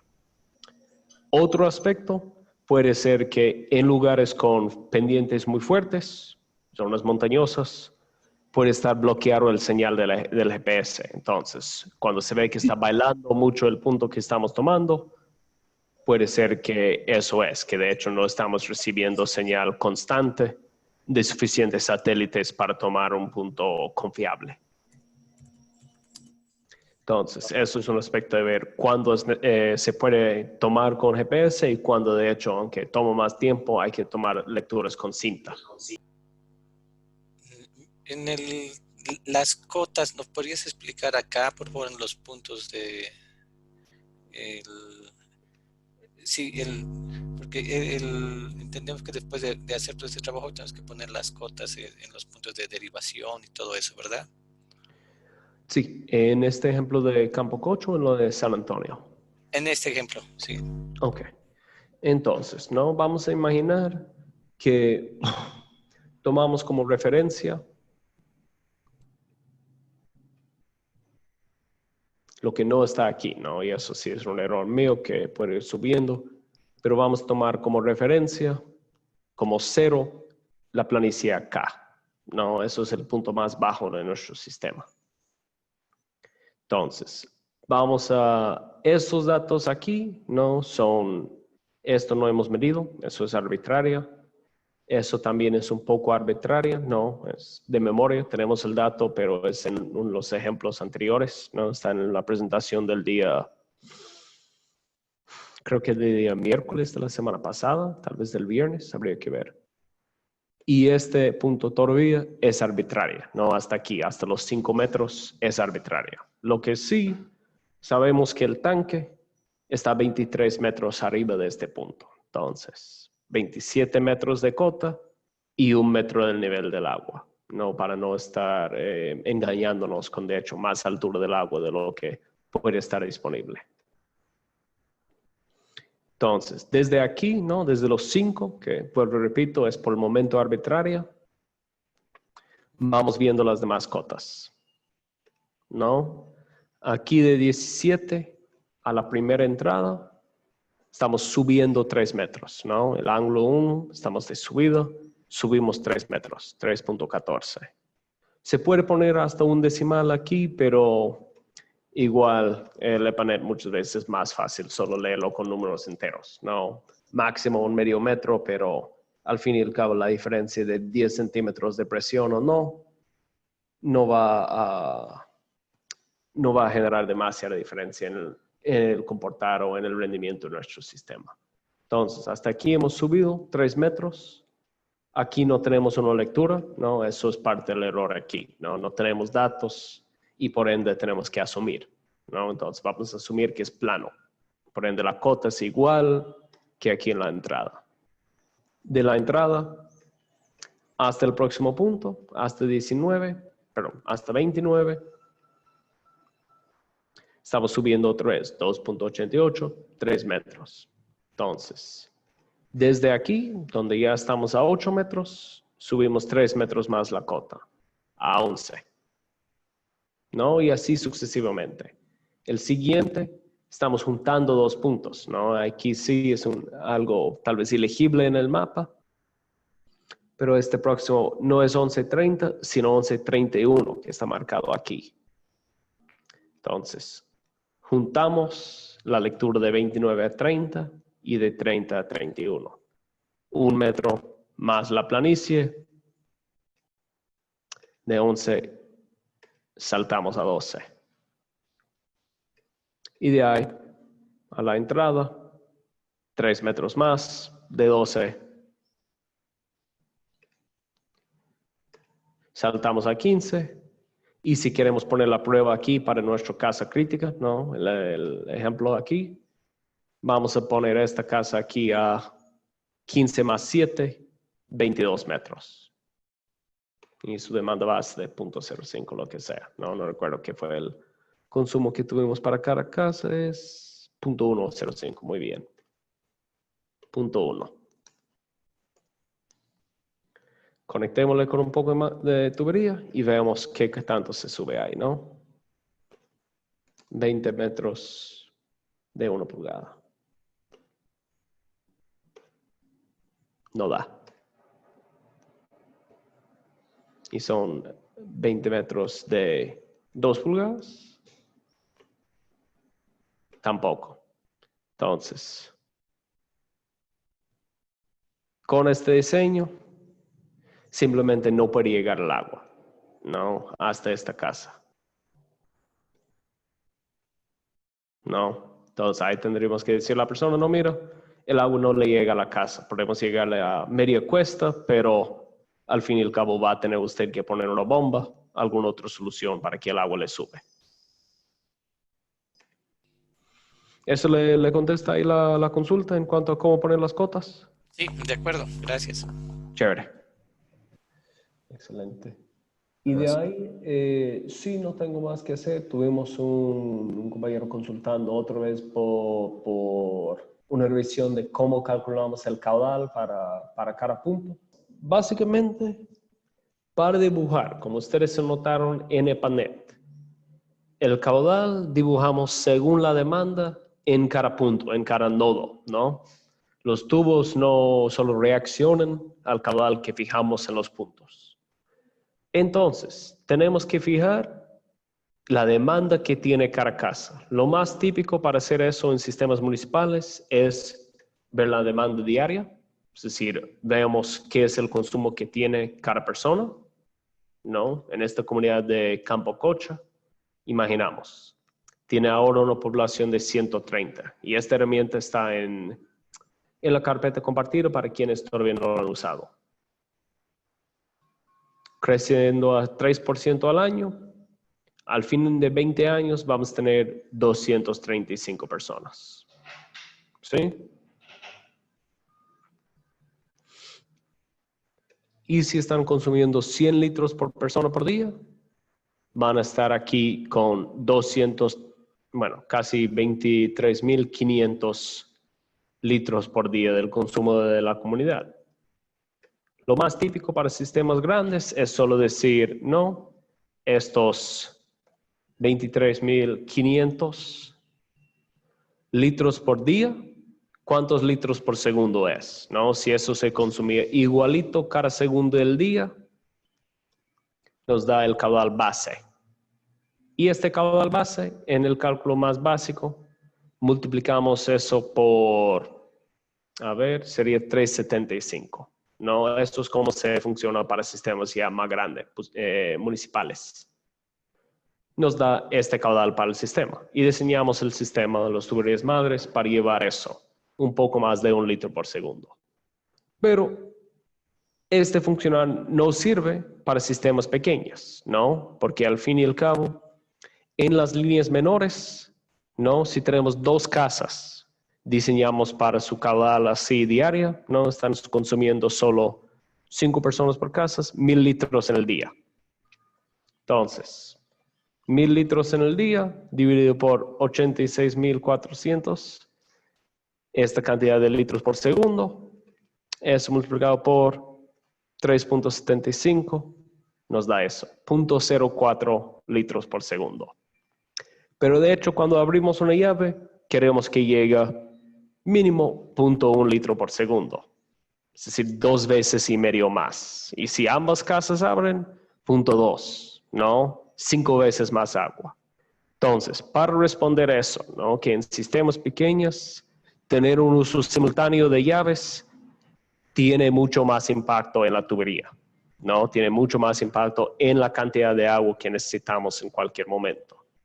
Por eso tenemos este factor de multiplicación debido al uso simultáneo, ¿no? Hay varios otros cálculos en la presentación del día lunes, si no me equivoco. Hay otras formas de calcular así estos multiplicadores, pero eso es uno más o menos promedio, ¿no? No es ni tan alto ni tan bajo. Entonces, aquí, según el número de conexiones que tiene el sistema, o el número de conexiones que tiene el ramal, porque cada ramal está funcionando con su propio caudal, ¿no? No importa lo que están haciendo los otros ramales si no están interconectadas, ¿no? Cuando tenemos un sistema como San Antonio, ¿no? Una araña así, cada ramal tiene que calcular por separado. Si estaban vinculados, ¿no? Si tuvimos una telaraña, ahí sí, estaríamos mucho más fácil, podríamos usar un solo factor. Pero en este caso, ¿no? Tenemos que calcular según el número de conexiones. Entonces, volvemos a nuestros cálculos. Tenemos 26 casas hoy en día. Vamos a tener 47 casas en el futuro. Eso se calcula automáticamente. Entonces, pongamos aquí los 47 casas y leemos desde la tabla aquí qué es nuestro factor de multiplicación. ¿No? Entonces, leyendo aquí, 25, 50. Casi estamos en 50. Nuestro factor de multiplicación, un poquito más, vamos a decir que es 10. ¿No? 10 veces nuestro factor de multiplicación frente al consumo base, ¿no? Frente a la base que calculamos. Y en EPANET, cuando dibujamos, no sabemos a ciencia cierta dónde va a estar la construcción futura. Si ya lo tiene previsto, ok, cambia un poco la forma de diseñar. Pero en general asumimos que las casas nuevas van a construir rellenando un poco en solares vacías entre las casas ya existentes.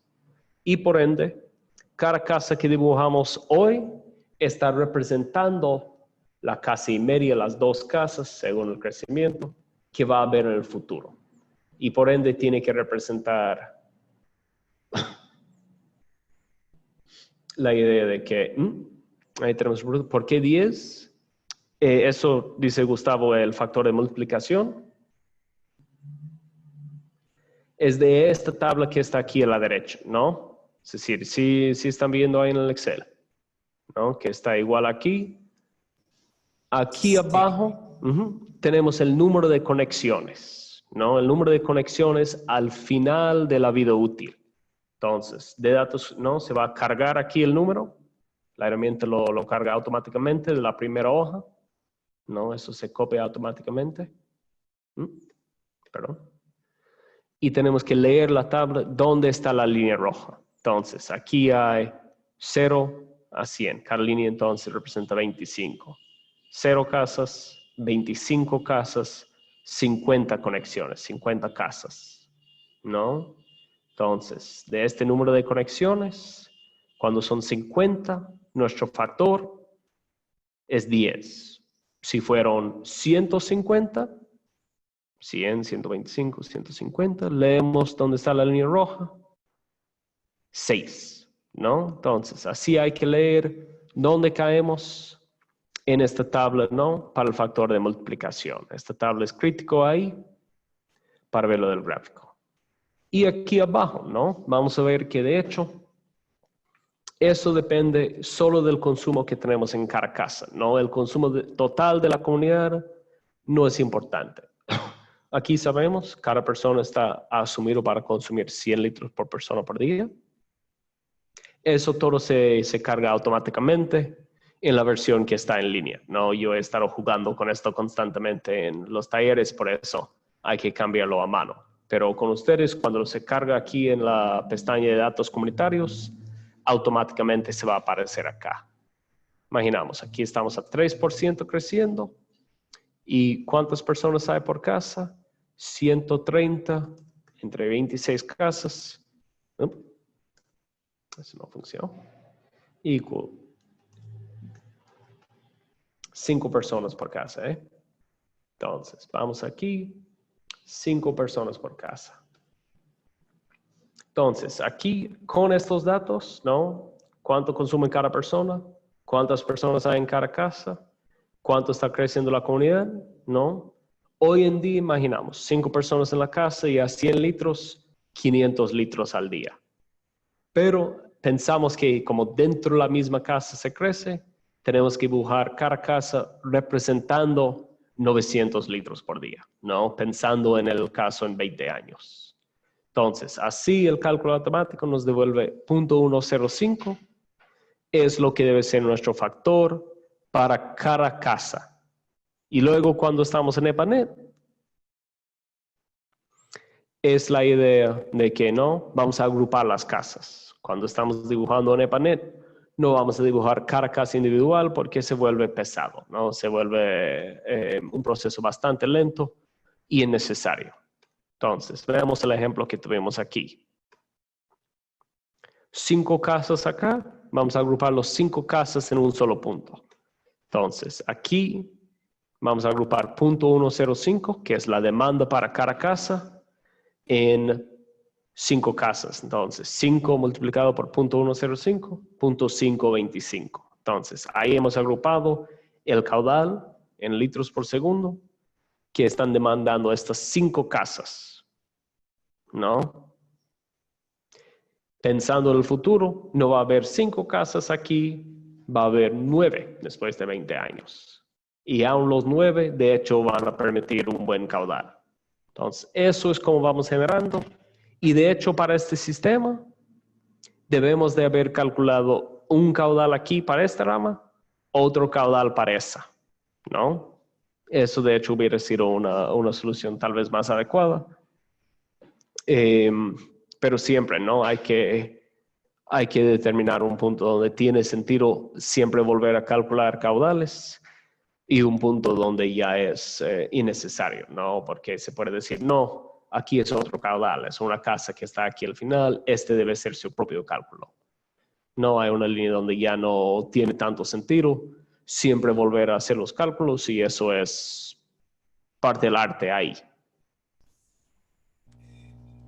Sí, Samuel, esta parte está entendido. Yo me confundí cuando estabas calculando en el panel de San Antonio, en la demanda en los muros internos, ¿no? Ahí, Ya. porque esta parte sí, está más clara, ¿no? Pero Muy bien. cuando estabas haciendo el ejercicio de San Antonio, en la demanda de los muros internos, tomaste, digamos, no sé si fue un promedio de, digamos, de los caudales de diseño de ambos ramales, en realidad. Entonces me confundí un poco. Exacto. Ya, perdón.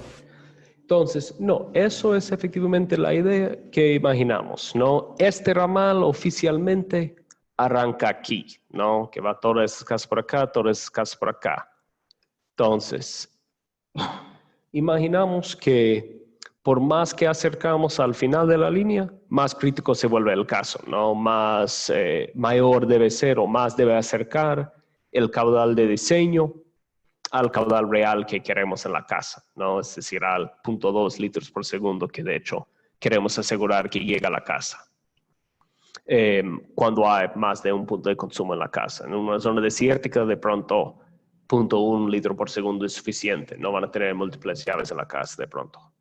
Bueno, el tema es, ¿no? Por más que acercamos al punto como de inicial del sistema, más casas estamos compartiendo. Entonces, yo no había hecho un cálculo del caudal de diseño agrupando todas estas casas de la parte este, se puede decir aquí, creo, el sistema, que norte está por acá. Entonces, todas estas casas, obviamente, como es mayor la cantidad de casas, sería menor el caudal por casa. En el caso de estos que están compartiendo el flujo con todo el resto, ¿no? El momento que ya estamos solo tomando esta línea, debemos usar el caudal medido para este ramal. Lo mismo aquí, ¿no?